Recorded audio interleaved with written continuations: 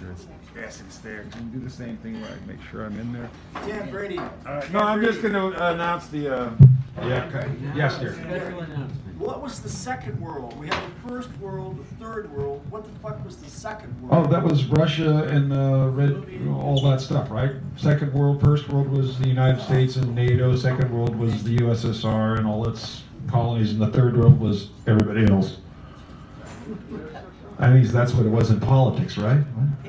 All right. Thank you. All right, you're welcome. Oh, you're so very welcome. Well, you know. Lectures included free, charge to the back pocket. All right. One of my favorite parts of the evening, as I like to say, is introducing the featured. Now, Martin Joseph, whom I think I met you through this space, right? Isn't that true? Even though I might have met you through him years ago, but I didn't meet you then. But you met each other, and that's why. So, It's all your a couple of things about this man you're about to see. These curtains behind me were brought here by this young individual here. This handy-dandy amplifier brought by this young gentleman. And didn't you do the microphone? And the microphone. So this person has a habit of doing nice things for people or stepping in, stepping up. There was a friend of ours, which I will not remain nameless, and I found out that this individual over here brings a 50-pound bag of rice to their door because he knew that they were probably in dire need of something like that. Those are just two of the small stories that I know about this person. There are others, but I won't go into that. Because we're going to talk about his poetry, actually. A man who cares enough to do things like that. And I didn't find it out of him directly. He didn't tell me. I found it out through other people. See what I'm saying? But the poetry has a great sense of humor. When he does humor, it's humorous. He studies humor. He teaches humor. He's a teaching person over there, a professor, if you will. Not in the professional, but you do get in front of college-age individuals and you instruct them in the nature of the reality of comedy and the various aspects. And there's other things besides that I know about. Cutting that short. Great poetry, great insights, good heart, a capacity to understand what's going on in the world, talk about it in such a way as to make us understand it better, or at least appreciate the humor that exists if you look at it a certain way, and that's a healing aspect of his work. Martin Joseph, would you kindly come up here and give him a round of applause, please, as he does so. We'll make sure he's framed correctly for everything he does.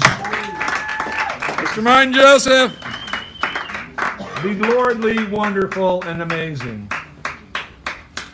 He doesn't like me calling him lordly, though. He has issues with princely, even, Yeah, well, yeah, that goes without saying. But I'm glad you said it. Good evening, Sacred Grounds. Good evening, Martin Joseph. I had a feature in November 22nd and had some poems lined up for that, but that kind of got blown away by a lifelong friend who I made the feature all about instead. And this is Alan Acacia, who has been here, who is featured here, yes, and who I knew for 53 years. He succumbed to lung cancer on Christmas night, and this I like this photograph because it gives you an idea of who this guy is. This is a guy dressed as a fool who on April Fool's Day went out and blew bubbles at passing cars on University Avenue in Berkeley. Well done. So this is the guy that we're talking about. And I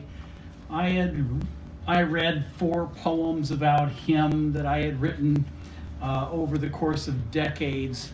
And at that time, I had not written this one, which I read at his memorial, which was on April Fool's Day and Easter combined. So I'm going to start with this one, just to move it along, if you would. It's called One Pack of Dues at a Time. You stupid bastard! You put a shotgun to your chest and pulled the trigger. Sure, it took the shotgun 50 years to go off, but it went off nonetheless. The American Tobacco Company needed those 50 years so they could collect all those dues from you. One pack of dues at a time, collected over the ages in exchange for bringing you a slight, partial relief from the nervousness, the anxiety for which they themselves were partly responsible. Yeah, I know the key word there is partly.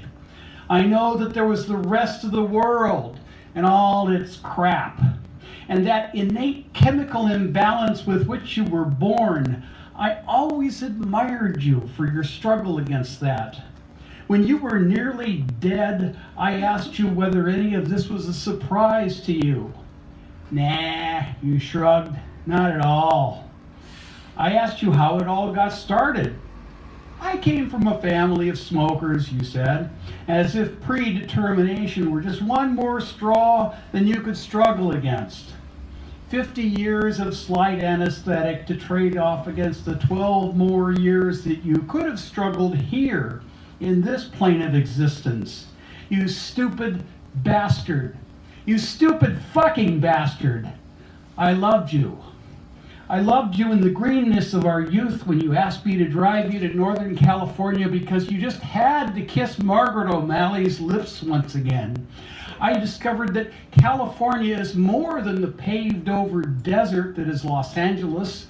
I discovered that Margaret had a friend.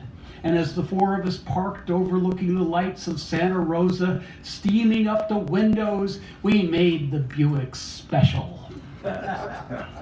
I loved you in the days of the Flash Complex in Pasadena when our party of poet warriors returned from a successful visit to Mexico and you rolled us a joint using an 8.5 by 11 sheet of notebook paper.